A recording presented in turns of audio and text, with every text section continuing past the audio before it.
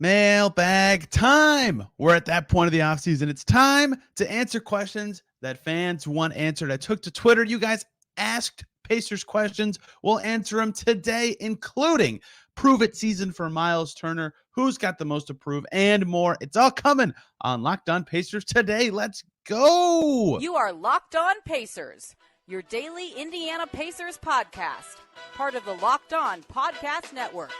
Your team every day.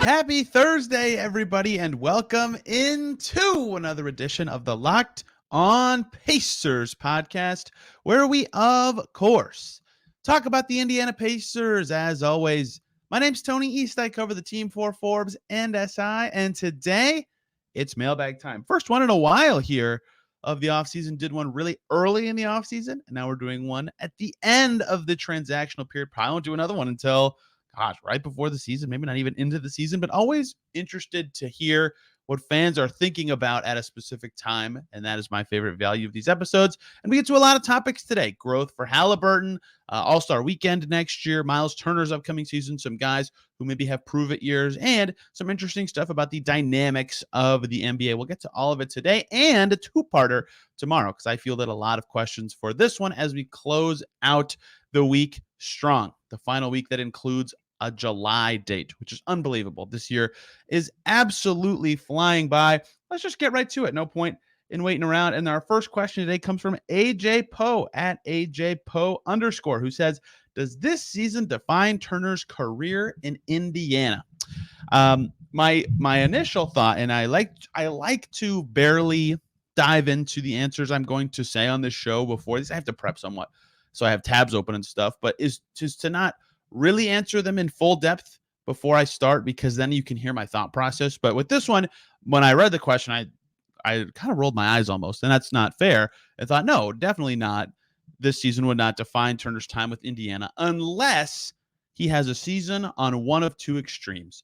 If he has his best season ever, and the Pacers then would also presumably have a good season, and they make the playoffs or make some noise in the postseason, with Miles Turner playing that well at age 27, then his time in Indiana could be defined by his late ascent under Rick Carlisle and finally playing his natural position, right? If you remember, we talked about this last week or the week before that. I can't remember when it was now, when he was talking to Paul George about how important it was, or not Paul George, excuse me, Gilbert Arenas on Gilbert Arenas' podcast about how important it's been for him to be playing center again, right? That has helped him a ton in terms of playing naturally, playing with confidence throughout his career. Those things have been huge for his skill development and growth, and he was awesome last year, right? For career high in points and rebounds, ridiculously efficient. In fact, his true shooting percentage was over 65%. That's bananas. His finishing was great. I don't have to rehash Miles Turner's whole season to say he's been playing very well recently. If he continues to ascend and look good playing center next year for a team that wants to be better, yeah, if he's a career best year and the Pacers are great, that might define his time. The other extreme is also, I believe, an answer to this. If he has the worst season of his career, coming into a year where the Pacers are finally rebounding into a time with expectations, right? The last time the Pacers had playoff expectations, maybe you could say 2021, 22 at the beginning of that season, but a lot of people kind of knew they just missed the play-in tournament, or they fell out of the play-in tournament, that wasn't going to happen. So really have to go the season before that.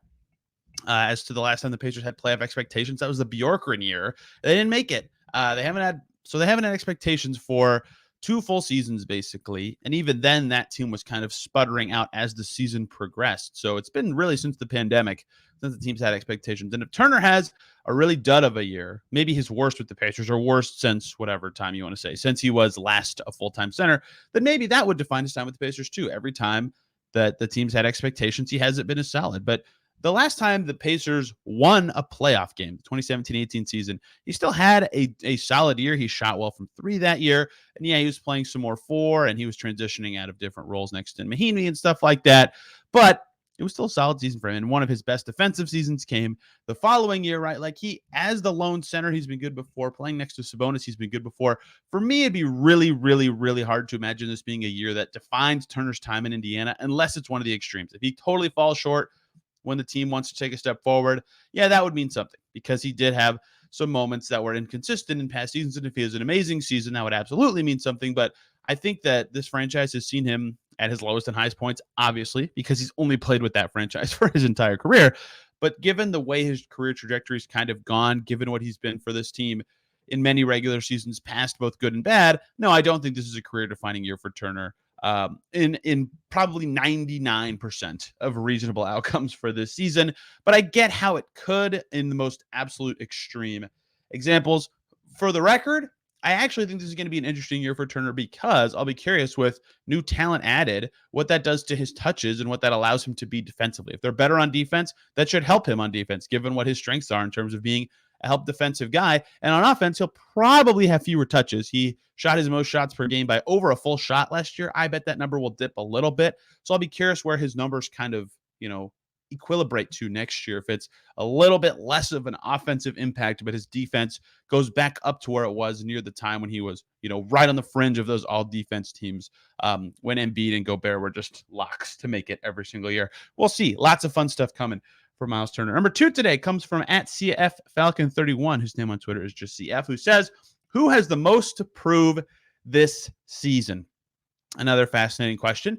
And again, another one that I wanted to think through while also having some ideas in my head. I think a lot of fans would rush to say Benedict Mathurin here because, teams that want to ascend and go deep in the playoffs need 2 stars, or at least an absolute star and a couple fringe all-star level talents to be that level of team. The last great Pacers team had the star guy in Paul George and had those fringe all-star level talents. And Lance at his best was nearly an all-star in 13-14. Hibbert literally was an all-star a few times. David West, of course, was. You get the picture with that team. The Pacers have one for sure. Can Mathurin prove he's on a trajectory this year? Can he prove that he can be that level of guy? I think he's one that immediately rushed to the top of my brain of, he's kind of got to prove it year ahead of him. But there's a lot of guys that, are young and interesting on the Pacers that I kind of feel like all kind of have a prove it or what can you be for this team long-term kind of year ahead of them. For example, Andrew Nembhard, right? How much can he grow and prove that he is maybe one of the better young players on the team in general? What's his long-term spot on the franchise? I think a lot of people are a lot higher on him after Summer League. What does that look like for him? And then a bunch of guys like Jordan Nwora and Aaron Nesmith and both backup centers, Isaiah Jackson and Jalen Smith and Obi Toppin, all kind of at a spot in their career where it's not make or break, but it's certainly you can earn a lot of playing time or a spot on a team ascending with a good kind of prove it kind of year, especially a guy like Obi Toppin, who's coming from a team that did not value him enough to play him consistently very often throughout his career. So in theory, he has, I bet internally, he feels like he has the most to prove of anyone on the team, right? Because he's in a new situation and he's in a contract year. He's got a lot to say, hey, I am much better than the guy that the Knicks have allowed me to be, or on a new team, I can prove that I am better than the stats suggest or than the minutes I got in New York suggest. So the 2 names that the backup centers, I think, deserve a lot of discussion in this because both Smith and Jackson at their best have looked like clear, surefire backups to at least, utility big men for the Pacers in the past. Smith with his shooting, Jackson with his switchability on defense. They both have a ton of warts, though, too. They have a lot to prove this year. Can either of them rise up? I think one of those 2 would be my third answer. Obi Toppin would be my second answer. But I think Mathurin has to be number 1 just because of he has the potential to be a very, very important ingredient in terms of the path to being the best possible version of this era of the Pacers. And he's got a lot to prove. And I already talked about him very recently in terms of why I'm higher on him than most people, but he clearly has to show things that not only show that he's still on a star ascent, but also that he can fit really well with the talent the Pacers already have that is phenomenal. Tyrese Haliburton, can he shoot well enough to be an off-ball guy at times? Can he become a good passer so the Pacers are just an awesome passing team no matter who's on the floor this year? Can he defend at a level that gets him closer to being that best two-way player in the league type that he's always talked about wanting to be? It's not like a prove-it year like everyone will completely give up on Ben Mathurin if he has a bad year. But I think in terms of what people think about his career trajectory and what he could be for the Pacers, he has a lot to prove this year, especially because more responsibilities are coming his way. But there's a lot of young guys who have lesser roles or should have lesser roles than Mathurin this year that I think in general have a lot to prove in terms of their long-term staying power, both potentially for some guys in the NBA, but specifically for their spot with the Pacers. Some interesting stuff coming up about All-Star Weekend. In fact, both of the next two questions about All-Star Weekend, plus some silly stuff about Pacers in-game entertainment. Before we talk about all that, though, want to really quickly talk to you guys about Ibotta. Picking up burgers and hot dogs for that summer barbecue. You know you're already doing it. I just got a smoker myself. So why not get cash back with it with Ibotta? Ibotta gives you cash back on hundreds of grocery items, produce, personal care, pantry goods.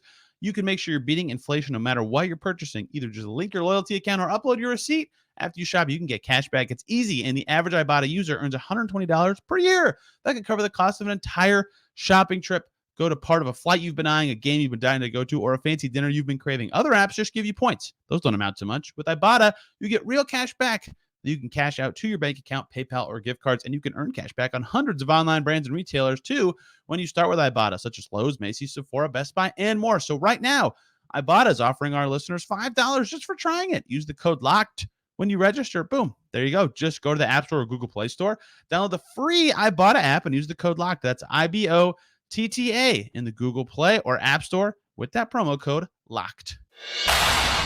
Thank you, as always, for making Locked On Pacers your first listen today and every single day. For your second listen, how about Locked On Rockets? Why? Because they signed Jermaine Samuels to a two-way contract yesterday. Very fun for Jermaine Samuels, who, as you recall, spent some time in the Pacers organization last year. Summer League, training camp, and was awesome for the Mad Ants. If you have listened to the show a lot, you know that I thought he would get the two-way spot that Trevelyan Queen got waived from late in the season. It went to Gabe York, which was a fine choice. I just felt like Queen was so great for the Mad Ants at times last year on both ends at several positions. His stats look fake, and I think he'll do well. And he did well in Summer League for the Rockets, and hopefully he gets a stick and gets a chance. I talked to him last year about getting a chance to stick in the NBA and what that would mean to him, and now he's got a shot. He's on a team in Houston. Good for Jermaine Samuels. Check out Locked On Rockets for more with Jackson Gatlin. Here, we're continuing to mailbag it up. Questions coming about Indy's All-Star Weekend next year. First of all, I didn't really cover this because it's not Pacers related. It's an NBA event, and I'm not going to lie, it kind of flew past me really fast because I was busy around this time, but congrats to those of you who got tickets to All-Star Saturday night in Lucas Oil Stadium, three-point contest, dunk contest, etc. And apologies to all of you who tried and were destroyed by our Ticketmaster overlords. It's a shame how bad their service can be at times, and it's a shame for everyone who wanted to get tickets to that event and couldn't. That sucks. First question here is from Reggie Thriller at Tinu Heat. Common questioner. Thank you very much. How many players do you think will participate in Indy's All-Star Weekend, and which players in what events? Well, they have a roster set up for it, don't they? I mean, Haliburton could be in three-point again. That would make a lot of sense to me, especially if he shoots over 40% for the second season in a row, if it's in his city. Buddy Hield, I think, though, in the three-point contest is the most natural fit. And he even talked a little bit about potentially busting out the Reggie Miller jersey. Not that he is necessarily a better shooter than Reggie, at least historically, he's not. But in this new era, right, he broke Reggie's record for threes by a Pacer last year. He was in the three-point contest last year. It would be a cool homage that, among the best single-season shooters in Pacers history, it's Buddy and Reggie. If he broke out the Reggie jersey in All-Star Weekend in Indy next year, who knows if he'll actually do that or not, but I think that would be pretty cool. And obviously, as a fantastic shooter, he could do it. And I wonder if the Pacers will get a two-man team for the skills challenge, the way it's all set up now. I don't know who would necessarily do it. They don't have any super obvious natural pairings to me. Maybe it's like Shepard and Walker as the rookies or something like that, or who knows. There's a lot of ways the skills challenge could go, but maybe they have any number of fun pairings do that. Perhaps Haliburton and Hield. In terms of the dunk contest, this is a new entry for the Pacers. Obi Toppin he's already done it, and he's just a highlight machine on those. He's so athletic. I've now seen Obi Toppin 3 times in non-game settings in person since he got traded to the Pacers Summer League, the Dizzy Runs Pro-Am, and at his camp earlier this week. By the way, if you listen to Locked On Pacers on YouTube, there is a video up of Toppin speaking to the media at his camp if you want to hear more from him about being in Dayton and the Pacers, etc. But he always is going for dunks. He's always trying to find a way to throw in his between the legs and off the backboard to himself dunks. It's very impressive. He's, of course, a very natural candidate for that. I've always felt like Miles Turner would do pretty well in the dunk contest, although centers sometimes can bust out of those. And this won't happen, but I also think Kendall Brown would do pretty well in the dunk contest. But I think the Pacers' second best candidate is none of the guys I've said yet, and is actually Isaiah Jackson. I mean, Isaiah Jackson is tall. It can absolutely fly. He's fast. He can do some crazy athletic stuff. I don't know if the Pacers are a lock to get someone in every event just because it's in their city, or how that all works, or if there's any more consideration given to the host team. Like Utah didn't have a ton of dudes doing a bunch of stuff last year. But if I had to predict the most fun outcomes, Toppin and Dunk, Healed in 3-point, and then any number of guys doing the skills contest together, and of course the actual the All-Star game, the actual game. Haliburton is of course the most obvious candidate, but anyone else making it would be, to me, a significant and important development for the Pacers, right? If Miles Turner's in, that going back to the first question, that'd be significant for his career and his trajectory and everything he said coming to pass if he actually made it. If Mathurin makes it, man, does that bode well for the Pacers' long-term future as a second-year player who's developing and growing. And if anyone else makes it, that would signify significant growth in someone's game in some way. And they don't have a lot of guys who have the traditional skill sets outside of the two guys I've said, or three guys I've said, excuse me, to really sneak into this conversation. So that would, of course, signal some significant growth from somebody on the roster. Could be any number of guys. So it'll be really fun to have it all in Indy. I'm hoping to cover it and give you guys some fun reporting from every event here on the Locked On Pacers podcast, of course. But that's not till next February. We will continue on. The other part of Reggie Thriller's question was, how many Deal or No Deals will be won with the key box next year? For those of you who don't know, because you don't follow me on Twitter, or you just are newer to the show, or me in general, I love the Deal or No Deal growing up. Watched GSN all the time in college. Really Family Feud fan also. But the Pacers do Deal or No Deal a lot as in-game entertainment. They put out 4 boxes, a key, a K, an E, and a Y, and then it's played like Deal or No Deal. If you don't know how Deal or No Deal is played, it would be very boring for me to explain it on a podcast. But essentially, you want your case to have a lot of money in it and the other 3 to not have a lot of money in it. So you pick one of those 4 cases, and then you open 2 of them, and then you get an offer to buy your case from you, blah, blah, blah. And I've been tracking it for years between Fever and Pacers games. 2 seasons ago for the Fever, they did it several times. The key only had the highest money value once, their 15th game of the season with the $500. The Pacers' most recent season, the key only had the highest value twice, and that was the second to last game of the season on March 27th and one of the last home games of the season on April 7th. That wasn't their second to last home game. Second to last Deal or No Deal game was the only 2 times the key had the best values. The key historically has been very bad. The K has been really good. This obviously is nonsense, but I just like tracking it. I actually missed the most recent Fever one, and I have no idea how I'm going to get that data or information. But in general, the key has not been a good choice for anybody. And this concludes the dorkiest thing I have ever explained on this podcast. And let me tell you, I have explained some dorky stuff. Final question for this segment, similar to the All-Star question. It's related to All-Star, but not in the same way.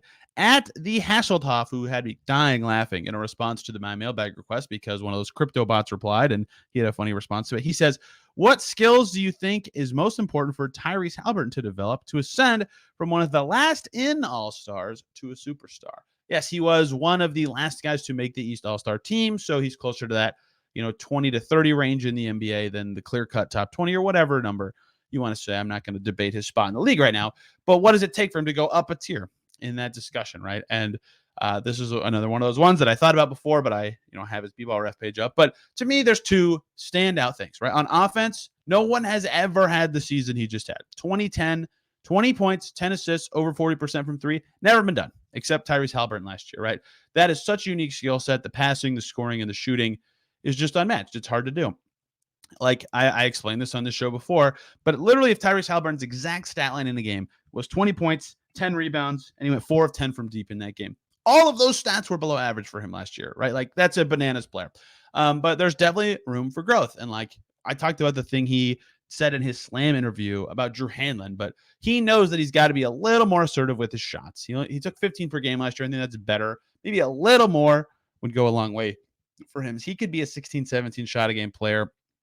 And at his efficiency level, I think it's just fine. I really do.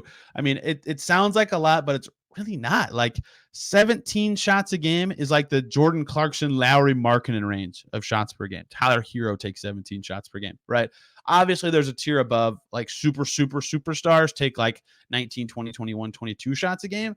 And he's obviously a better passer. So I don't think he'll ever get up that high. But even like 18 shots a game is this Jalen Green, Zach LaVine, CJ McCollum, DeJounte Murray tier. Like, I think he could up his shot volume. I think he upping his free throw rate and getting to the line more will help him significantly. And that would just suggest in general that he became a better isolation scorer. And the big one, though, I mean, I should have just said this one first, his on-ball defense, right? He's such a good team defender to me. Like, guys like him who read the game so well with his passing, they read the game well on defense too. So he's always in the right spots. He can read passing lanes, right? His steal rate's really solid. He's very rarely just totally lost or out of position on the defensive end. His pattern recognition is wonderful, right? That's all important and a big part of his growth. He's got to be better on the ball. He talked about it at the lottery. He's bulking up, right? Last year, Basketball Reference had him listed at 185 pounds. I think he's probably about 10 pounds heavier than that right now, or he said so. That'll help, but he's got to be better on the ball, being physical with guys staying in front of them, all sorts of that kind of stuff to get to the next level. His offense is obviously amazing. His defensive box plus minus barely positive, despite his very, very good ability to read the game. And I even think calling him a league average defender is probably like a slight over exaggeration, although not too much.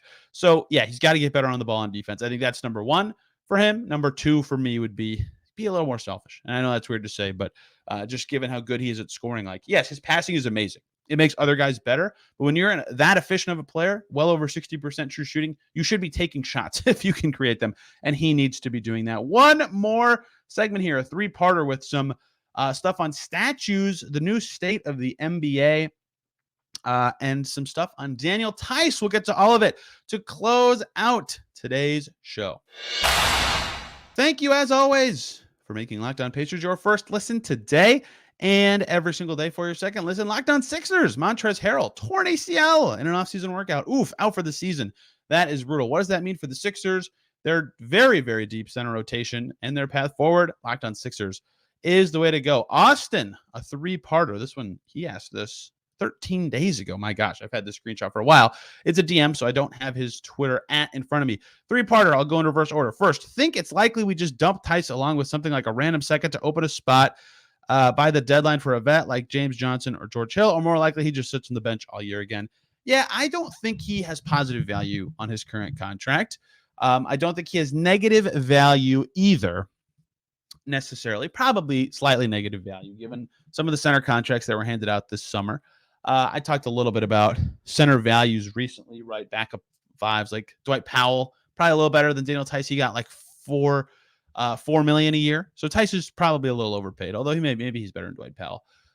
So it probably would take a little bit of stuff to get off of him, although he is on an expiring contract, and the new CBA does have value there. Here's the thing about Theis that's really interesting that the Pacers have to consider. If they're going to make a trade, having a $9 million expiring contract salary is very valuable. It helps with salary matching. Other teams could want it to get off of money. You could get something serious back. The Pacers could take in $16.5 million for sending out Theis right now. So cutting him, to me, if they cut him to sign a vet, I would get it, right? Like that, they would be using a roster spot more effectively, like in the very immediate term. That's smart business, right? That is something worth doing, especially they can decline a team option. There is no long-term hit there, right? So I think that makes some sense. And this question does specifically allude to the trade deadline. Yeah, if they get to the deadline and they realize there's nothing for Theis that makes sense, yeah, do that. That makes sense to me, especially then. Right now, I don't think I would do that because of the trade potential. Not necessarily that Theis has this positive value in a trade is going to fetch you something, but because his salary could be important from a matching perspective at some point this season. And there's a chance he's the second best center on the team and ends up actually playing and having a serious role. I don't know what they'll prioritize at the backup five. Last year, it's like, I'm an action speak louder than words kind of guy. So I try to look at what the Pacers have done before and say, here's what I think that means for going forward. With the Pacers center rotation, I have no idea. It was so all over the place last year, and it was generally well-reasoned all over the place, but still it was all over the place. It's very hard to read into that and go, well, that means this or that or this is going to happen next year. So we'll see what that means for Theis, but I think cutting him now doesn't make a ton of sense just to add a veteran unless they've really surveyed the market, but I think that is something that could make sense mid-season if they realize there is no trade out there that's going to materialize, and a vet would be better for their roster than Daniel Theis. 2 from Austin is, when are we getting the Reggie statue? Great question. No statues for the Pacers. This has been talked about by many before. I think it's cool that they're stingy about all that stuff. And I don't just mean statues. I mean jersey retirements, right? They only have, I should know this, 5 or 6 retired numbers. I apologize that I just got that wrong right away.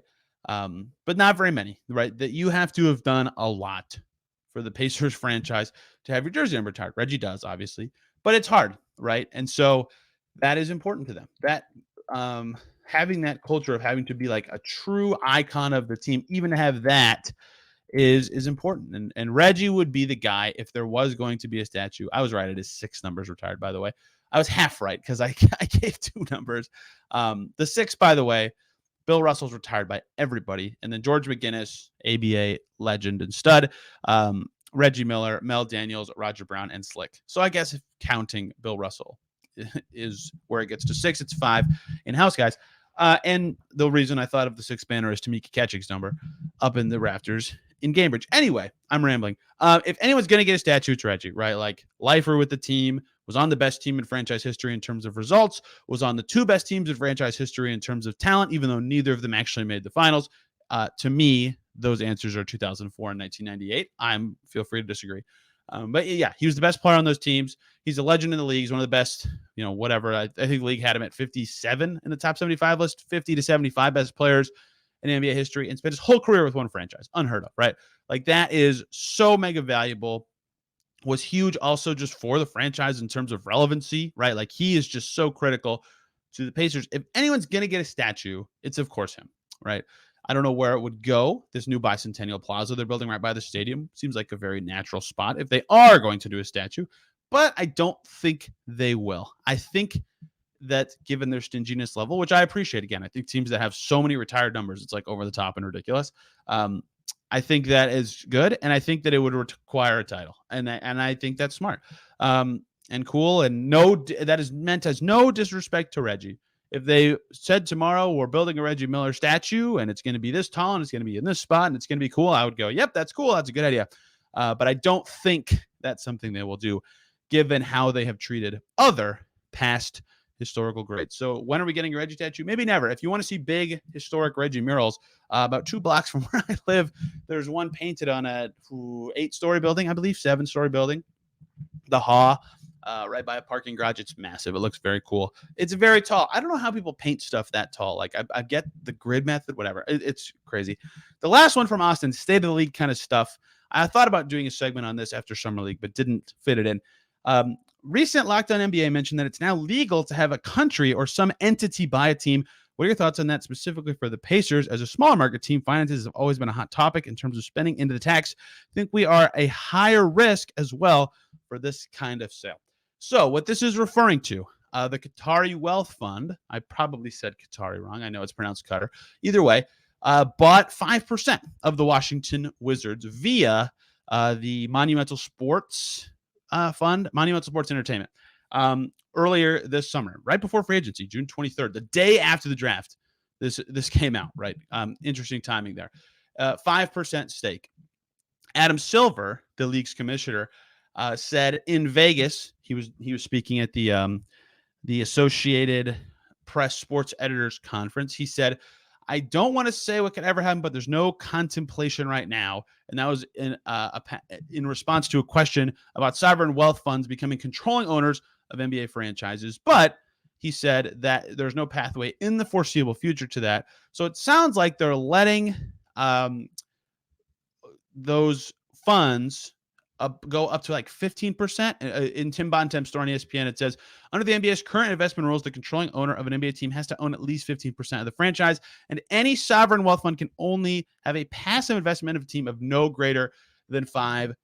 So what does that mean for the Pacers and their spending? If it's only 5% for the Pacers, that would not mean much at all. I don't think the Pacers would add to their ownership group. I mean, it sounds like the Simons are going to keep it in the family going forward for a long time, which is great, I think, for the city and the franchise. And that's great.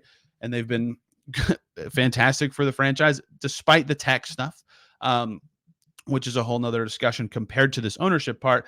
So I don't know what it means for the NBA, right? If you've been keeping up with Live Golf, a lot of similar controversy, albeit on a much higher scale. and people have questions about the money itself as well. We'll see what it means for the NBA. We're in the early stages of what this means, but at a 5% maximum ownership of a team, it's hard to say exactly what that means for the day-to-day operations of a team. And obviously, there are other ways that this could go. But as of right now, I don't think it will change the league too much, but obviously something to monitor long-term and going forward as the NBA expands and looks to become a global game. That's something Adam Silver has talked about all of the time. We'll see where that actually ends up going. Thank you all for submitting the questions for today's show. Tomorrow, 5 more, including AJ Reese's usual 3-parter. It's a 4-parter this year. So tomorrow, lots of stuff about team chemistry, stuff about Sabonis actions, what they could look for the Pacers, Tyrese Haliburton potentially making an All-NBA jump. It's all coming, as you know, here on the Locked On Pacers podcast, and it's recorded now, so I can say who it's with next week. Monday, first player interview of the summer goes to Oscar Tshiebwe, Pacers center on a 2-way contract. Looking forward to you guys hearing that. We did it over the phone, so it was a little choppy at times audio-wise, but I will make it as good as I possibly can, and I hope you guys absolutely love it. Thank you all a ton for listening. I hope you had a fantastic day. We'll see you soon.